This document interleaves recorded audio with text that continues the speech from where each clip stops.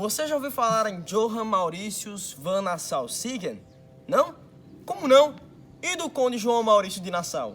Esse aí já ouviu falar, né? É até nome de faculdade, como é que você não vai saber? Muito bem, galera. Hoje falaremos desse conde europeu apaixonado pelas ciências e artes, que projetou a cidade mais cosmopolita e avançada da América, que batizou a Paraíba, Paraíba não, né? O Nordeste brasileiro, com progresso e que fez o boi voar em pleno Recife. Pois é, parece lenda, mas é simplesmente história. Vem comigo que eu te conto mais.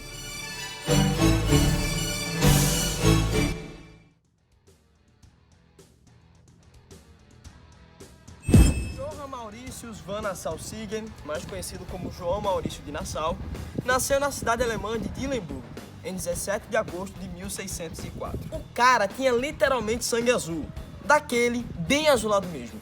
Vê só, por parte de pai, era neto do conde João VI, irmão de Guilherme de Orange, um dos líderes pela independência da Holanda. Já por parte de mãe, era bisneto de Cristiano III, rei da Dinamarca. Maurício formou-se na Universidade de Basileia, onde estudou matemática, filosofia, teologia, música, ciências de guerra, equitação, boas maneiras e esgrima. Aos 25, era coronel do exército holandês, chegando até a lutar contra a Espanha, então inimiga mortal da Holanda. Todos nós sabemos disso. Espanha e Holanda inimigas, Caio?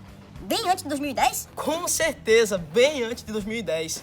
E isso se dava por dois fatores, galera. Pela tentativa de independência por parte da Holanda e pela formação da União Ibérica, onde portugueses e espanhóis, após uma crise sucessória, formaram um só país, que abrangia, obviamente, toda a Península Ibérica. Massa, né? Enfim, Nassau era um homem muito bem letrado, apaixonadíssimo pelas ciências e artes e também, claro, muito bem de vida. Ele morava numa bela mansão localizada na cidade de Haia, onde encomendava vários quadros do ilustre pintor holandês Rembrandt, um dos aspirantes do barroco.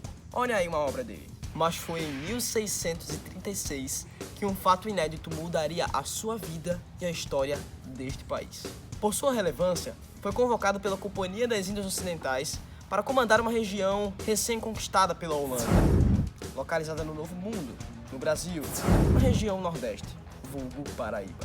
Convocado pela Companhia das Índias Ocidentais? Mas o que é isso, Caio? O que é a Companhia das Índias Ocidentais? Eu já ouvi falar, mas eu nunca entendi o que era. A Companhia das Índias Ocidentais, meus amigos, era uma sociedade de capital ou uma grande empresa que assumia monopólio da economia da Holanda. Ao assumir monopólio, nesse caso da economia neerlandesa, assumia, por sua vez, a política econômica mercantilista, que era a política econômica dos países europeus durante a Idade Moderna, que visava sempre acumular capital, fortalecer o Estado, garantir monopólio e ainda conseguir colônias. Olha que só legal. Esse grande órgão econômico tinha um conselho com 19 diretores, era movimentada por homens de negócios que compravam suas ações e atuava na América e na África, onde financiou várias expedições para saquear e dominar. Essa belezura ainda tinha uma irmã gêmea, a Companhia das Índias Orientais, que a única diferença era a área de atuação. Atuava na Ásia nesse caso. Quanto à América, tivemos a Bahia e Pernambuco como alvos iniciais dessa companhia, ou melhor, da Holanda, porque eles representavam a Holanda na economia.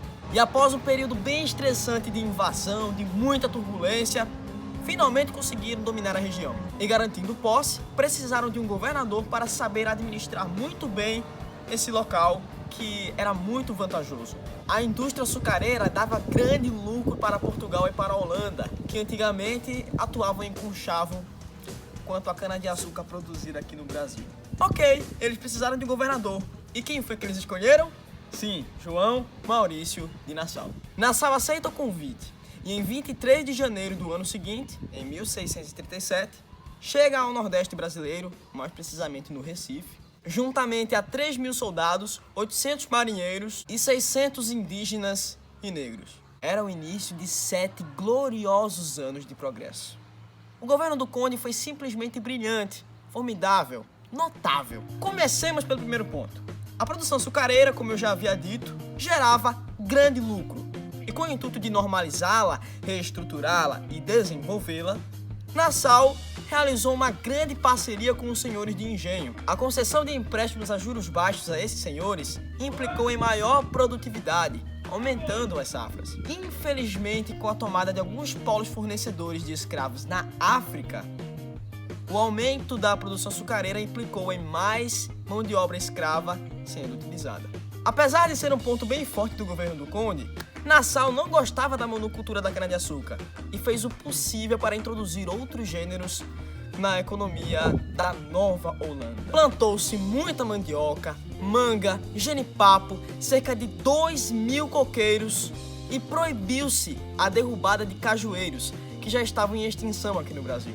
Agora, eu vou dizer a você, a melhor parte, indiscutivelmente, foi na infraestrutura. Como o Recife não tinha estrutura urbana alguma, Maurício de Nassau fez o possível para corrigir esse problema. Cara, ele construiu pontes e canais para tratar esgoto, calçou ruas, proibiu a jogada de bagaços de cana e lixo nos rios e açudes, abriu mais estradas, drenou pântanos, plantou árvores, ergueu teatros e palácios e até trouxe um jardim zoológico, jardim botânico, museu natural e um observatório astronômico. Morro de inveja. No âmbito político, Nassau também acertou em cheio. Trazendo esse costume liberal da Holanda, Nassau introduziu aqui as câmaras dos escabinos. Câmaras administrativas, chefiadas por holandeses, mas com grande representação dos luso-brasileiros. Simplesmente foi uma das primeiras experiências democráticas vistas neste país. A liberdade religiosa, não se esqueça, porque isso é muito importante, também veio, abraçando católicos, judeus e protestantes. Tenham calma, todos vocês, que ainda tem mais novidade.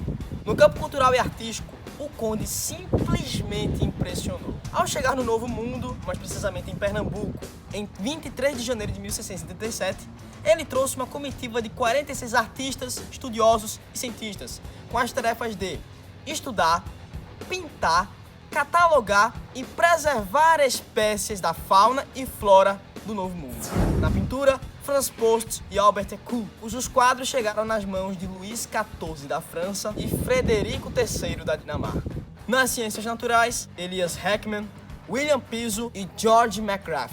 Heckmann era botânico, Piso era médico particular de Nassau e realizou uma espécie de tratado de medicina brasileiro. E McGrath era astrônomo, matemático, naturalista e cartógrafo. E morrendo aos 34 anos de vida, deixou inúmeras obras inacabadas.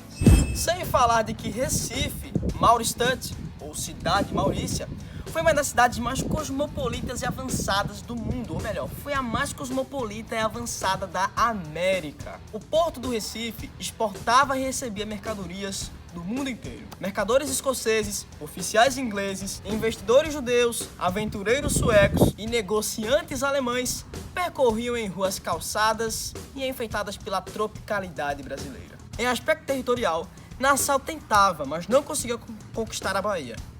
Mesmo assim, em 1645, a Nova Holanda, como era chamada toda a extensão dominada pelos holandeses aqui no Nordeste, atingiu a sua extensão máxima, abrangendo cerca de 7 das 14 capitanias hereditárias do Brasil. Sua relação com os indígenas também foi muito vantajosa, chegando até a apaziguar conflitos da região. Tá, beleza, Caio. Maurício de Nassau foi show de bola, mas já que nós estamos falando da vida dele, onde foi que ele morou? Aqui em Recife. Ele morou no Palácio das Torres, ou Friburgo, localizado na Ilha de Santo Antônio, atual bairro recifense de Santo Antônio. Mas nem tudo foi uma maravilha, meus amigos. Infelizmente, a vida não é um mar de rosas. O último ano do governo de Nassau foi bem amargo para a Nova Holanda. Os gêneros agrícolas foram vítimas de pragas, inundações e incêndios, os juros aumentaram, o preço do açúcar caiu, o Maranhão rebelou-se e expulsou os holandeses que estavam por lá, e a Companhia das Índias Ocidentais passou a cortar os gastos e cobrar os empréstimos antes concedidos aos senhores de engenho. Lembra que eu havia dito isso? Pois é, agora já estava na hora de pagar a conta. Nassau, obviamente, não gostou nada disso, mas não havia nada, infelizmente, que ele pudesse fazer. O conde renunciou em 6 de maio de 1644, voltando para a Europa e deixando história no Novo Mundo. Ao voltar, foi governador da província alemã de Kleve e recebeu em 1652 o título de Príncipe do Império Germânico. João Maurício de Nassau faleceu na cidade alemã de Kleve em 20 de dezembro de 1679. aos 75 anos de idade. Por hoje é isso, galera. Eu espero realmente que você tenha gostado dessa videoaula. Não se esqueça de curtir o vídeo, divulgar o nosso canal e inscrever-se aqui para não perder nada. Um abraço, fica com Deus e até uma próxima. Até mais.